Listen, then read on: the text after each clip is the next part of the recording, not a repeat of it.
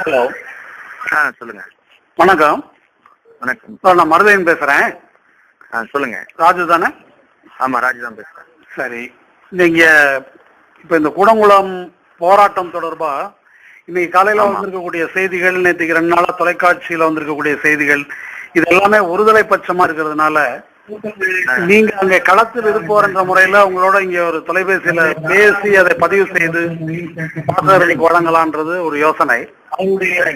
அந்த அடிப்படையில தான் உங்களை கூப்பிடுறேன். எங்க இருக்கிறீங்க இப்ப நீங்க? நான் இடிந்தகரை அந்த லூர்து மாதா அன்னையாலய அந்த பந்தல்ல இருக்கிறேங்க, திடல்ல இருக்கிறேன். பந்தல் திடல்ல தான் இருக்கிறீங்களா? ஆமா, திடல்ல தான் இருக்கிறேன், மக்களோட இருக்கிறேன். திடல்ல உள்ள நிலைமை என்ன? எவ்வளவு பேர் கூடி இருக்கிறாங்க இப்போ? திடல்ல இப்போ வந்து ஒரு 3000 பேருக்கு மேல கூடி இருக்கிறாங்க. மேடைக்கு வடக்கு பக்கமும் வந்து ஒரு 2000 பேர் கிட்டத்தட்ட இருப்பாங்க. ஊர் முழுவதும் எல்லா மக்களுமே வந்து இடிந்தகரையை நோக்கி தான் வந்திருக்கிறாங்க. இது அடுத்து என்ன நடக்க போகுது, அடுத்த கட்டம் எப்படி போக போகுது அப்படிங்கறதுனால வந்து ஒரே பரபரப்பா இருக்கு.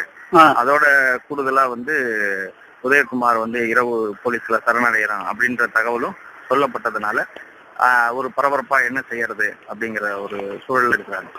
இல்ல, உதயகுமார் சரணடைவு பற்றிய சில செய்திகள் புதிய தலைமுறை தொலைக்காட்சியில வந்திருக்கு. அதை பற்றி பிறகு பேசலாம். நம்ம பக்கத்துல கூடங்குளத்துல என்ன நிலைமை? கூடங்குளத்துல வந்து நேற்று வந்து ஒரு 5 மணி நேரம் வந்து போலீஸுக்கும் அங்க உள்ள பொதுமக்களுக்கும் கடுமையான வந்து மோதல் நடந்திருக்குது. போலீஸ் தான் வந்து போற வர்றவங்க எல்லாம் சாதாரண மக்களை கூட அடித்து காயப்படுத்தி அந்த நேரத்திலேயே அங்கிருந்து நிறைய பொதுமக்கள் எங்களுக்கு போன் பண்ணி இது மாதிரி ஏதாவது செய்யுங்க, தொடர்ந்து போலீஸ் வந்து காட்டு மிராண்டித்தனமா தாக்குறாங்க, கண்ணீர் புகை வீசுறாங்க, குழந்தைங்க எல்லாம் கூட மயக்கமிட்டு விழுந்துட்டாங்க, இது வந்து தடுத்து நிறுத்துங்கன்னு 1 மணி நேரத்துக்கு வந்து தொடர்ந்து எங்களுக்கு போன் பண்ணிட்டே இருந்தாங்க. இதை ஒட்டி எங்களுடைய சென்னை மனித உரிமை பாதுகாப்பு மைய வழக்கறிஞர்களுக்கு தகவல் சொல்லி ஏதாவது போலீஸ் உயர் அதிகாரிகளுக்கு உடனடியா போலீஸ் வந்து அவங்களை நிறுத்தினாதான் மக்களை அமைதிப்படுத்த முடியும், இல்லைன்னா இது மீண்டும் விபரீதம் ஆயிடும் சொல்லுங்கன்னு சொல்லி நாங்க இங்கிருந்தே தகவல் சொன்னோம். இப்போ ஒரு செய்தி என்ன என்று சொன்னால், இப்ப கூடங்குளம் போராட்டத்துக்கு ஆதரவானவர்கள் என்ற முறையில நம்முடைய கருத்து எப்படி வேணா இருக்கலாம். இன்னைக்கு ஊடகங்கள்ல வந்திருக்கிற செய்தி, இப்ப முதலமைச்சருடைய அறிக்கையை எடுத்துக்கிட்டு பாத்தீங்கன்னாக்கா, நேற்றைக்கு நடைபெற்ற சம்பவத்துல முதல்ல வந்து கட்டைகளை எடுத்து காவல்துறையினரை மக்கள் தாக்கினார்கள். இன்னைக்கு தினமணி செய்தி இப்ப நான் வாசிக்கிறேன். இந்த தாக்குதலில் காவல்துறையினர் காயமடைந்தனர்.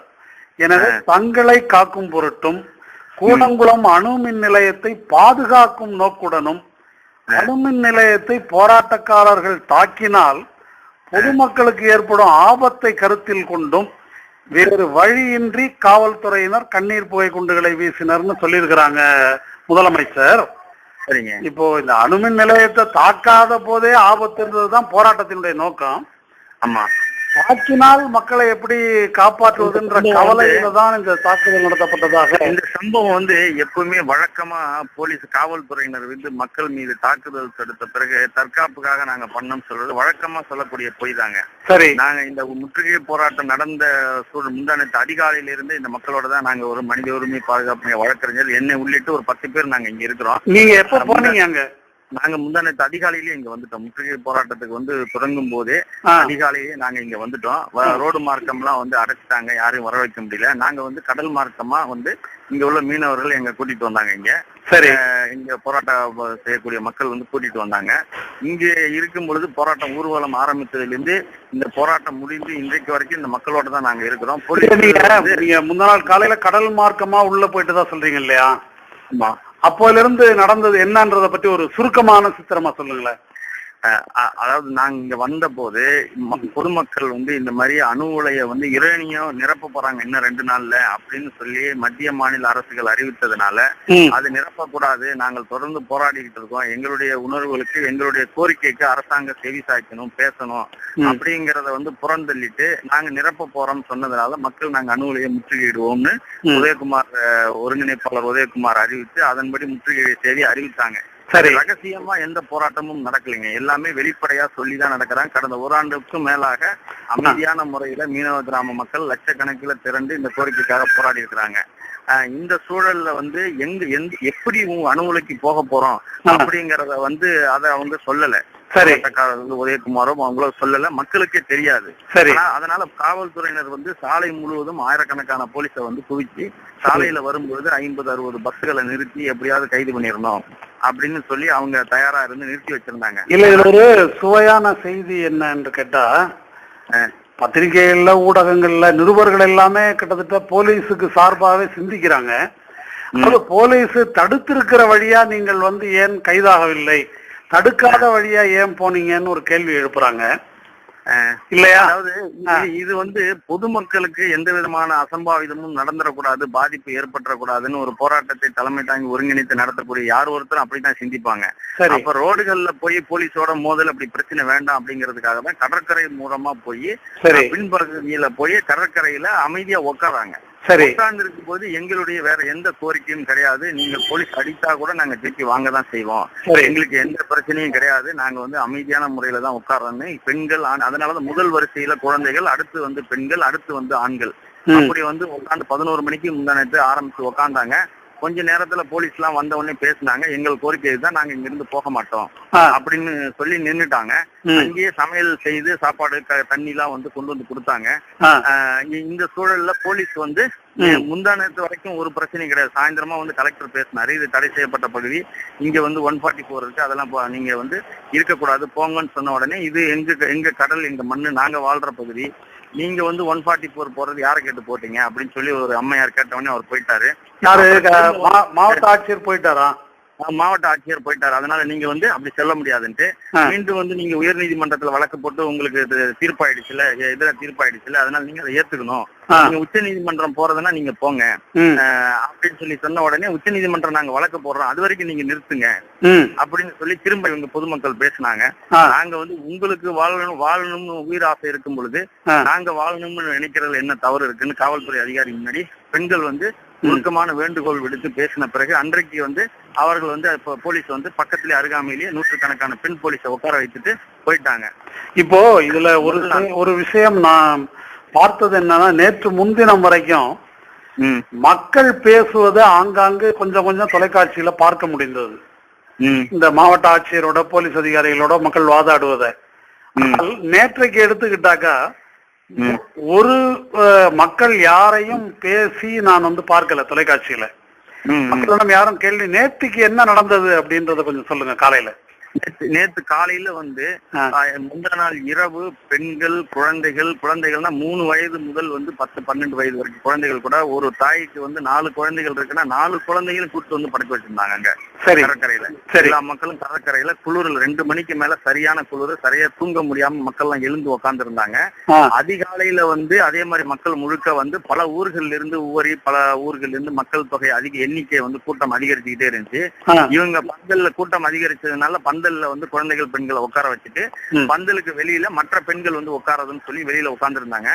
அப்ப வந்து விஜேந்திர பிரதாரி எஸ்பியும் ராஜேஷ் தாஸும் வந்து சிகப்பு கலர் பேனரை எழுதி, இங்க வந்து தடை செய்யப்பட்ட பகுதி, இங்க நீங்க கலைஞர் செய்யலன்னா கண்ணீர் வீசி நாங்க உங்களை கலைப்போம் சொல்லி பேனர் நிறுத்தினாங்க. நேற்று காலையில. சரி, நேற்று காலையில ஒரு 9:30 மணி இருக்குங்க. நிறுத்தினாங்க. நிறுத்தும் போது நீங்க வந்து இது செய்யக்கூடாது, நாங்க அமைதியான முறையில நாங்க போராட்டம் செய்யலாம், நீங்க அரசு கிட்ட நீங்க சொல்லி எங்களுடைய கோரிக்கையை சொல்லி அதுக்கு உரிய நபர்களை எங்கள்கிட்ட பேச சொல்லுங்க, உங்கள்கிட்ட நாங்க பேச முடியாது அப்படின்னு சொல்லிட்டாங்க. இல்ல, ஒரு பாயிண்ட் இதுல பேச்சுவார்த்தைக்கு நாங்கள் அழைத்தோம், அவர்கள் வர மறுத்தார்கள் அப்படின்னு ஒண்ணு திரும்ப திரும்ப சொல்றாங்க. இப்ப நீங்க சொல்றதுல இருந்து போலீஸோட பேச நாங்க தயாரா இல்ல, அதான் மக்கள் சொல்வது. ஆமா ஆமா, போலீஸோட பேசுறதுக்கு நாங்க தயாரா இல்ல. நீங்க வந்து உரிய அரசு அதிகாரிகள், குறிப்பா முதலமைச்சர் இது சம்பந்தமா அவங்க என்ன கருத்துன்னு சொல்லணும், உரிய நபர்கள் வந்து பேசணும். நாங்க அது வரைக்கும் அமைதியா தான் இருப்போம், எங்களை வருத்திக்கிட்டு தான் நாங்க போராடுறோம். நாங்க வந்து நீங்க அதை வந்து நீங்க குலைக்க கூடாது, சீர்குலைக்க கூடாதுன்னு சொல்லி பெண்கள் தான் வாழாங்க. போலீஸோட பேசக்கூடிய பொறுப்பு வந்து பெண்களிடம் தான் விடப்பட்டது. அந்த பெண்களுக்கு அரணாக இளைஞர்கள் கைகோர்த்து அவர்கள் வந்து ஒரு அவங்கள பாதுகாத்து நின்றாங்க. இதுதான் அங்க நடந்துச்சு.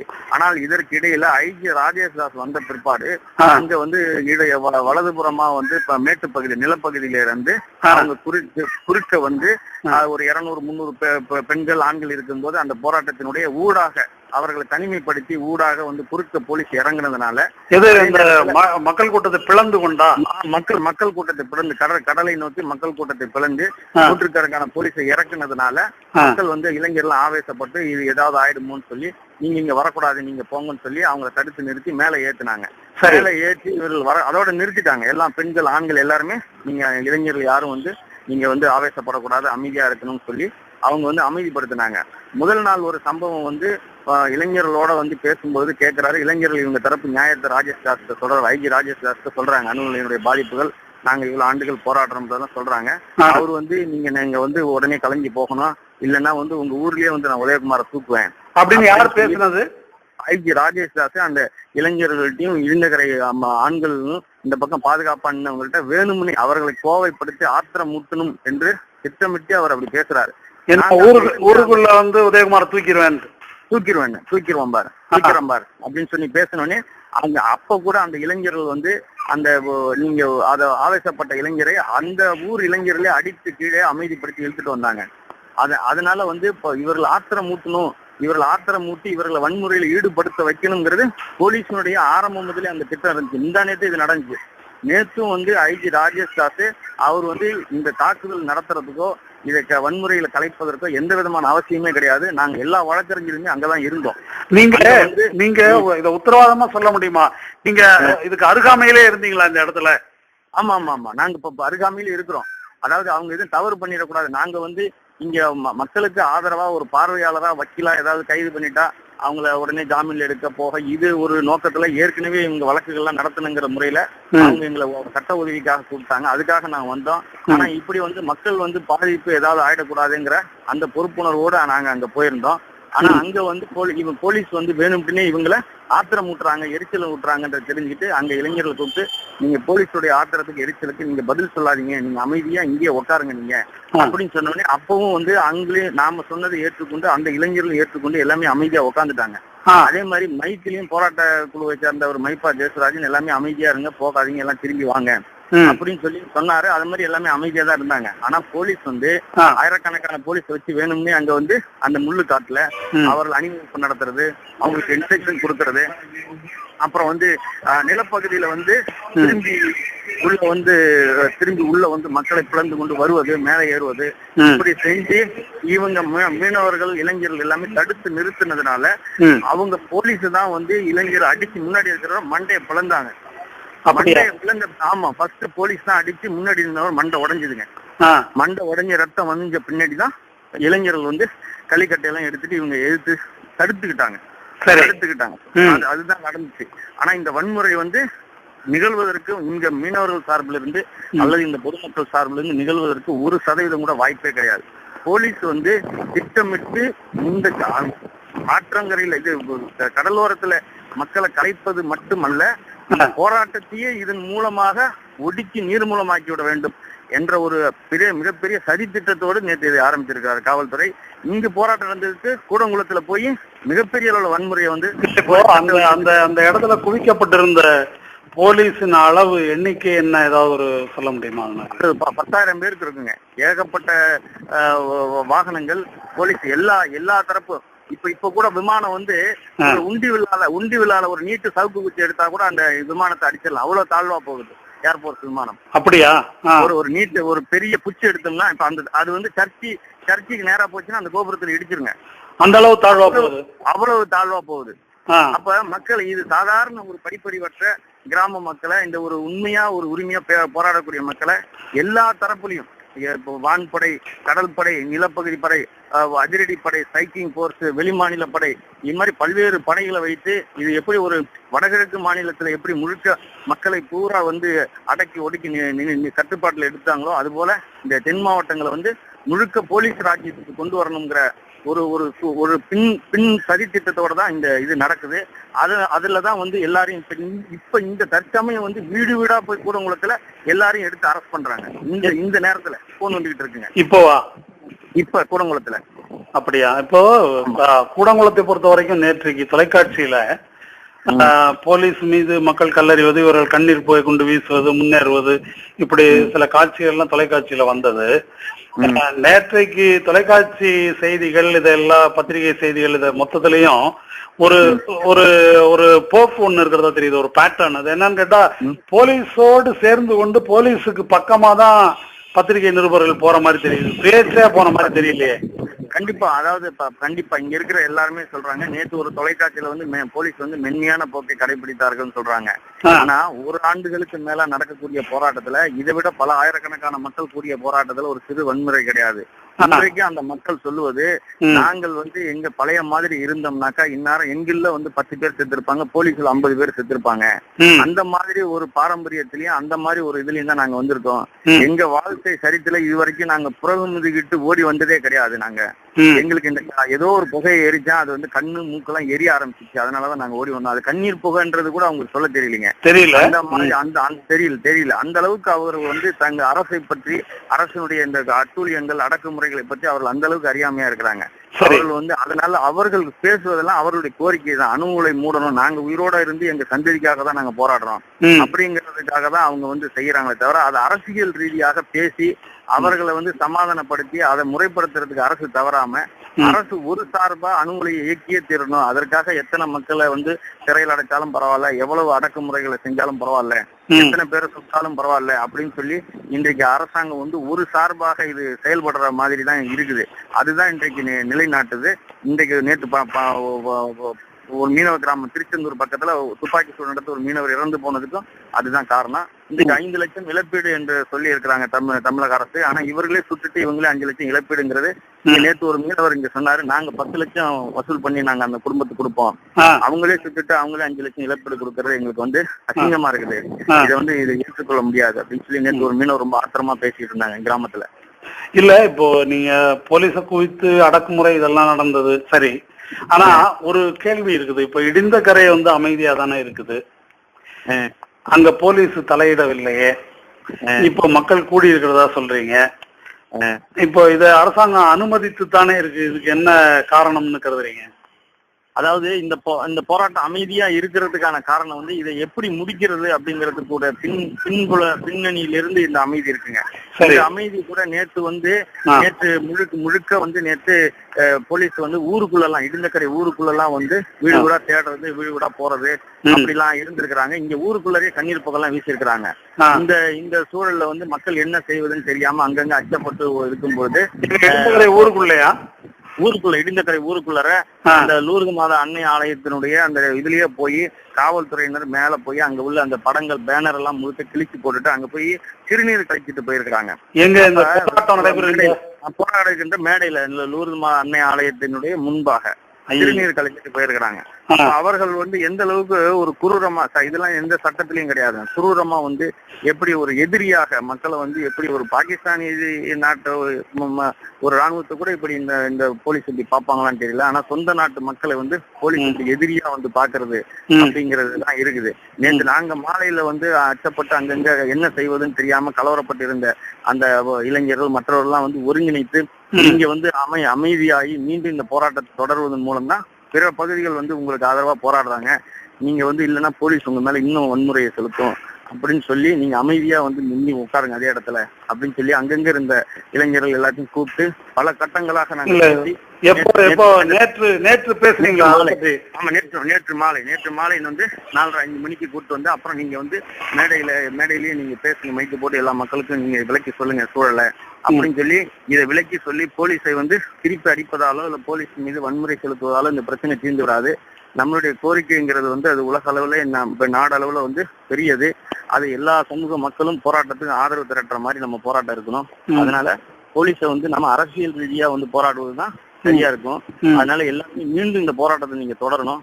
தமிழகமே இந்த போராட்டத்துக்கு ஆதரவா, உங்கள் மீது தாக்கப்பட்ட தாக்குதலுக்கு ஆதரவா வந்து எதிர்த்து கண்டித்து போராட்டம் தூத்துக்குடியில, திருச்செந்தூர்ல, எல்லா தமிழகம் முழுவதும் இல்ல இது ஒரு முக்கியமான விஷயம். இப்ப வந்து போலீஸ் இடிந்த கரையில இப்போ இப்படி ஒரு தாக்குதல் தொடுக்காமல் அல்லது இடிந்த கரையை கைப்பற்றாமல் இருப்பதற்கு காரணம் இந்த போராட்டம் கரையோர மக்கள் மத்தியில ஒரு வேகமா பரவுகிறது அப்படின்றது ஒரு முக்கியமான காரணமா இருக்குமா? நீங்க என்ன நினைக்கிறீங்க? கண்டிப்பா கண்டிப்பா. தூத்துக்குடியில எல்லாம் வந்து ஆயிரக்கணக்கான மக்கள் நேற்று வந்து கூடியிருக்கிறாங்க. இன்றைக்கு காலவரையற்ற உண்ணாவிரத போராட்டத்தை அறிவிச்சிருக்கிறாங்க. நேற்று வந்து ஒரு ரயில வந்து மைசூர் எக்ஸ்பிரஸ் வந்து பிடிச்சி 3-4 மணி நேரத்துக்கு மேல விட முடியாதுன்னு சொல்லியிருக்கிறாங்க. இங்க கூட்டப்புலி எல்லா ஊர்கள்லயுமே மக்கள் அங்கங்க திரண்டு பெரிய அளவுல வந்து போராட ஆரம்பிச்சிருக்கிறாங்க. அதே மாதிரி தமிழகம் முழுவதும் சட்டக்கல்லூரி மாணவர்கள் எல்லாமே ஒரு ஆண்டுகளாக இவர்கள் இந்த கோரிக்கைக்காக போராடிய போராட்டத்தினுடைய அரசியல் பிரச்சாரத்தினுடைய பலனை இன்றைக்கு தமிழக மக்கள் வந்து உணர்ந்திருக்கிறாங்க. இங்குள்ள போராடக்கூடிய மக்களும் அதை உணர்ந்திருக்கிறாங்க. அது புரிஞ்சுருக்குதா மக்களுக்கு? தமிழகம் முழுதும் இப்போ பேசுறாங்க. நாங்க நேற்று அடிபட்டதுனாலதான் இன்றைக்கு மக்கள் நமக்காக பேசுறாங்க அப்படிங்கறத வந்து உணர்றாங்க. இப்ப மாகாயகா மற்றும் தோழமை அமைப்புகள் சர்வ தமிழகம் முழுவதும் ஆர்ப்பாட்டம் நடந்திருக்கு, கைது செய்திருக்கிறார்கள், மாணவர் போராட்டம் நடக்குது, சட்டக்கல்லூரி மாணவர் போராட்டம் நடக்குது. இந்த விஷயங்கள் எல்லாம் நேற்று தொலைக்காட்சியில நேற்று எல்லா போராட்டமும் காமிச்சாங்க. நேற்று எல்லா தொலைக்காட்சியிலையும் மக்கள் கலை இலக்கிய கழகம், இந்த மாணவர்கள் போராட்டம், வழக்கறிஞர்கள் போராட்டம், வைகோவினுடைய அறிக்கை, கண்டன அறிக்கை, அப்புறம் இன்றைக்கு வந்து எல்லா கட்சிகளும் வந்து இங்க வந்து போராட்டம் பண்ண போறாங்க. இதை கண்டிச்சு வந்து போராட்டம், பாமக தலைவர் ராமதாசனுடைய கண்டன ஆர்ப்பாட்டம் நடத்த போறோம்னு சொல்றது எல்லாமே வந்து நேற்று டிவியில வந்து சொன்னாங்க. அதே மாதிரி புதிய தலைமுறையில நேற்று நேர்பட பேசுங்கிற அந்த விவாத நிகழ்ச்சியில உள்ளத மக்கள் கூர்மையா வந்து ஆயிரக்கணக்கில் நின்று அந்த ஸ்பீக்கர்லயே கனெக்ஷன் கொடுத்து கேட்டாங்க. அதனால வந்து அவங்களும் எல்லாமே இங்க தொலைக்காட்சியில பாத்துக்கிட்டு இருக்காங்க மக்கள். இல்ல இப்ப ஒரு பிரச்சனை என்ன அப்படின்னு கேட்டாக்கா, அணு உலை மூடு அப்படின்றது கோரிக்கை. ஆமாங்க. இதற்கு இடையில இப்ப எரிபொருளை நிரப்ப இருக்கிறார்கள் அப்படின்றத ஒட்டி இந்த போராட்டம் இன்னொரு இதுக்கு வந்து போகுது. ஆமா. இப்ப அதற்கு எதிராக போடப்பட்ட வழக்குல உயர்நீதிமன்றம் ஒரு தீர்ப்பு அளித்திருக்கிறது.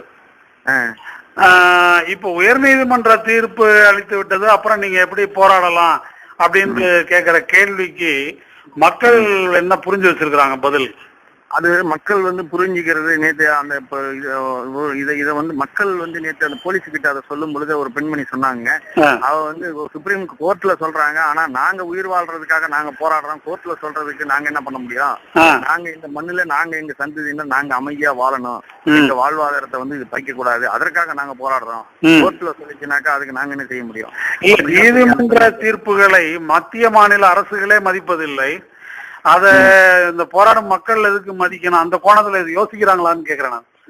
இல்ல அவங்க வந்து நேத்து இப்ப டிவில பாக்கும்போது இன்டர்வியூல சொன்னாங்க, இந்த மாதிரி முல்லை பெரியாறு இது காவிரியில எல்லாம் வந்து உச்ச நீதிமன்றம் பல உத்தரவு போட்டிருக்கு, ஒரு உத்தரவை கூட அரசாங்கமே அமல்படுத்தல, இந்த ஒரு கோர்ட் உத்தரவு ஒரு சார்பான உத்தரவு வந்து இதை வந்து எப்படி ஏத்துக்கணும்னு சொல்றீங்க? ரெண்டாவது வழக்கு போடுறது வந்து அவங்க இந்த விஷயத்தினுடைய வெளி உலகத்துக்கு கொண்டு வர்றதுக்காக தான், மக்கள் போராடுவது அவர்களுடைய உரிமைகளுக்காக போராடுறது, இது ரெண்டும் வெவ்வேறு. இது வந்து இதை கட்டுப்படுத்தும், இதுக்கு பைண்ட் ஆகணும் அப்படிங்கறதெல்லாம் கிடையாது. அதை வந்து வெளியில கொண்டு வர்றதுக்கு அணு உலை மூடணுமா வேண்டாமான்றது வழக்கு கிடையாது. அணு உலையை இயக்குவதற்கு இன்னும் நெறிமுறைகள், இன்னென்ன விதிமுறைகளை, இன்னென்ன சட்டத்திட்டங்களை கடைபிடித்த பிறகுதான் திறக்க வேண்டும் என்பதை நீதிமன்றத்தில் அவங்க கோரினாங்க. அந்த அரசாங்கம் வந்து அந்த அவர்கள் சொல்லக்கூடிய எந்த விதிமுறைகளையும் பின்பற்றாமலே, இந்த மக்களுக்கு அதை உண்மையை சொல்லாமலே சதித்திட்டமாக அவர்கள் ஒரு சார்பாக அதை வந்து அணு உலையை திறக்கிறாங்க அப்படிங்கறத அம்பலப்படுத்துறதுக்காக தான் அந்த நீதிமன்றத்தில் வழக்கு போட்டாங்கன்றது நேற்று தெளிவா சொன்னாங்க தொலைக்காட்சி விவாதங்கள்ல. அதை மக்களுக்கு வந்து தெளிவா புரிஞ்சுக்கிட்டாங்க. அதை புரிஞ்சிருக்கிறாங்க மக்கள் இல்லையா? புரிஞ்சிருக்கிறாங்க. இப்போ இந்த விஷயத்துக்கு வருவோம். இப்போ உதயகுமார் கைதாக முன்வரப்போவதாக ஒரு செய்தி வந்திருக்கிறது. உதயகுமார் புஷ்பராயன் ஐயர், அத பற்றி அதை பற்றி மக்கள் கருத்து என்ன நினைக்கிறாங்க அங்க இடிந்தகரையில? மக்கள் வந்து நாங்க ஒரு நாளும் நாங்க விட மாட்டோம். இந்த கூட்டத்தை, அதாவது இந்த ஒரு காட்டுமிராண்டி சமூகமா ஒரு மீனவர்கள் சமுதாயத்தை ஒரு ஆண்டுகள் எங்களுக்குள்ளார வந்து மாதத்துல பல நாள் சண்டை நடக்கும். ஆனா எங்க சண்டை சச்சரவும் இல்லாம இந்த ஒரு கோரிக்கைக்காக, எங்களுடைய உரிமை வாழ்க்கைக்காக ஒரு ஆண்டுக்கு மேல அமைதியா இப்படிப்பட்ட போராட்டத்தை நடத்தி எதிர்கால சந்ததியினர், எதிர்கால மண்ணுக்காக இருக்கக்கூடியவர்கள் அப்படிங்கிற சூழல்ல இன்றைக்கு அவர் போய் சரணடைகிறது அப்படிங்கிறது வந்து போராட்டத்துக்கு வந்து அது உகந்தது இல்லை. அது வந்து போராட்டத்தை வந்து பின்னுக்கு இழுக்கும். அது வந்து போராட்டம் முடிஞ்சு போச்சுங்கிற மாதிரி ஆயிடும். அதனால கைதான எல்லாருமே கைதாகும், கைதாவதுன்னு முடிவெடுத்தா எல்லாருமே கைதாகும். அப்படி இல்லைன்னா அவரு இங்க வரட்டும், அவர் இங்கதான் இருக்காது. ஆனா எங்களுடைய பிணங்கள் மீதுதான் போலீஸ் அவரை கைது செய்ய முடியும். நாங்கெல்லாம் இறந்த பிறகுதான் அவரை கைது செய்ய முடியும். இப்படி மக்கள் கருதுறாங்கன்றது அவருக்கு எப்படி தெரியும்? அவர் அப்படிதான் மக்கள் நினைக்கிறாங்க. அதனால விட மாட்டோம். இப்ப நீங்க மக்களிடம் பேசியதுல இருந்து சொல்றீங்களா, இல்ல மேடையில எதுவும் அறிவிக்கப்பட்டது மாதிரி? இல்ல மக்கள் பேசுனதுல இருந்து மக்கள் வந்து கேட்டாங்க, இந்த மாதிரி இருக்கு, நீங்க ஊர்ல உங்க கருத்தை பேசுங்க அப்படின்னு. இன்னொரு கருத்து என்ன சொல்றாங்கன்னா, இது வந்து இடிந்தகரை ஊர் கமிட்டியை கூட்டி இப்ப ஒரு சரணடைகிறத பத்தி பேசியிருக்கிறாங்க. பேசிட்டு இன்னும் சிறிது நேரத்துல வந்து அவர் இங்க மேடையில பேசுவாரு அப்படின்னு சொல்லியிருக்கிறாங்க. அதுல வந்து சில ஊர் கமிட்டியில உள்ள சில நபர்கள் என்ன சொல்லியிருக்கிறாங்கன்னா, இது இந்த ஊர் பிரச்சனை மட்டும் கிடையாது, இது வந்து இன்றைக்கு இடிந்தகரை கிராம கமிட்டி இந்த போராட்டத்தை தலைமை தாங்கி நடத்தினாலும் பல மீனவ கிராமங்கள் இந்த போராட்டத்திலே சம்பந்தப்பட்டிருக்கிறது, பல மீனவ கிராமங்கள் இந்த போராட்டத்தில் கலந்து கொண்டிருக்கிறது. அதனால எல்லாரையும் கலந்து ஆலோசிக்காமல் அப்படி வந்து முடிவு சரணடைவது இந்த முடிவை வந்து எடுக்க முடியாது அப்படி சொல்றாங்க. இப்ப உதயகுமார் அந்த மேடையில தோன்றுவார்ன்ற மாதிரியா செய்தி? ஆமா ஆமா ஆமா ஆமா சொல்லியிருக்கிறாங்க. இல்ல, ஒருவேளை அவரு எனக்கு எப்படி தோன்றுதுன்னாக்கா, அவரு இப்படி மக்கள் மீதான அடக்குமுறைகளை வந்து நிறுத்துவதற்காக, தான் ஒரு கைதாகிவிட்டால் அரசாங்கம் வந்து மக்கள் மீதான அடக்குமுறைகளை நிறுத்திவிடக் கூடும் என்ற ஒரு கருத்திலிருந்து கூட அவர் இந்த முடிவுக்கு வந்திருக்கலாம் இல்லையா? ஆமா, அவரு சொல்றாங்க. ஆனா மக்கள் வந்து அப்படி புரிஞ்சுக்கலீங்க. மக்கள் என்ன நினைக்கிறாங்கன்னா, அவர் கைதான பின்னாடிதான் போலீஸ் எங்களை வந்து பிடிப்பாங்க, அவர் கைதாகலன்னா எங்களை பிடிக்க மாட்டாங்க, அவர் கைதாயிட்டாங்கன்னாக்க தான் போலீஸ் வந்து வீடு வீடா தேடுவாங்க, போராட்டம் இது வந்து கொஞ்சம் கொஞ்சமா கலைப்பாங்க செய்வாங்க. இந்த விஷயத்துல மக்கள் இந்த போலீஸையும் அரசையும் பற்றி சரியாக புரிஞ்சிட்டு இருக்கிற மாதிரி தான் எனக்கு தோணுது. அதாவது உதயகுமார் கைது அப்படின்றது வந்து கொடிய தலைமை இல்லாத ஒரு நிலையில ஒரு மிக கொடூரமான அடக்குமுறையை கட்டவிழ்த்து விடுவதற்கு தான் அது வந்து வழிவகுக்கும். ஆமா ஆமா ஆமாங்க. அத அவரு இந்த அவங்க தலைமையை எவ்வளவு புரிஞ்சிருக்காங்கன்னு தெரியல. ஒருவேளை இப்படி மக்கள் இப்ப பத்திரிகை எல்லாம், தினமலர் போன்ற பத்திரிகை எல்லாம் ஓட்டம் என்று போட்டிருக்கிறாங்க.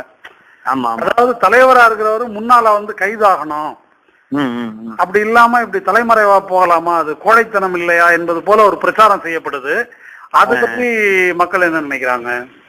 இல்ல அதுக்கெல்லாம் அவங்க வந்து தினமலர் பத்திரிகையில வர செய்தி, நாராயணசாமி சொல்றது, காங்கிரஸ்காரங்க சொல்றது, இதை சொல்லக்கூடிய விஷயங்கள் எல்லாமே வந்து மக்கள் நகைப்புக்கு இடமா தான் பாக்குறாங்களே தவிர அதை வந்து சீரியஸா எடுத்துக்கிறது இல்லைங்க. சரி, வந்து அவங்க வந்து அரசு சொல்வது, அதுல வந்து அரசு தலைவர்கள் சொல்வது, இந்த விஷயங்களுக்கு என்ன பதில் அப்படிங்கறத அவங்க பேசுறாங்களே தவிர இந்த மாதிரி இதுக்கெல்லாம் அவங்க வந்து அதிகமா எடுத்துக்கிறது இல்ல, முக்கியத்துவம் கொடுக்கறது இல்ல மக்கள்.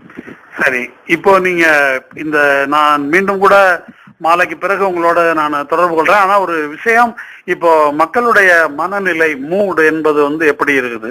ஒரு தோல்வி அடைந்த மனநிலையா அல்லது கோபமா, போராட்ட மனநிலையா, எப்படி இருக்கு சொல்ல முடியுமா? மக்கள் வந்து அதாவது போராட்டம் வந்து தொடர்ந்து நடத்தியே தீரணும். சரி, அணு உலைக்கு மூடுற வரைக்கும் நடத்தியே தீரணுங்கிறதுல மக்கள் உறுதியா இருக்கிறாங்க.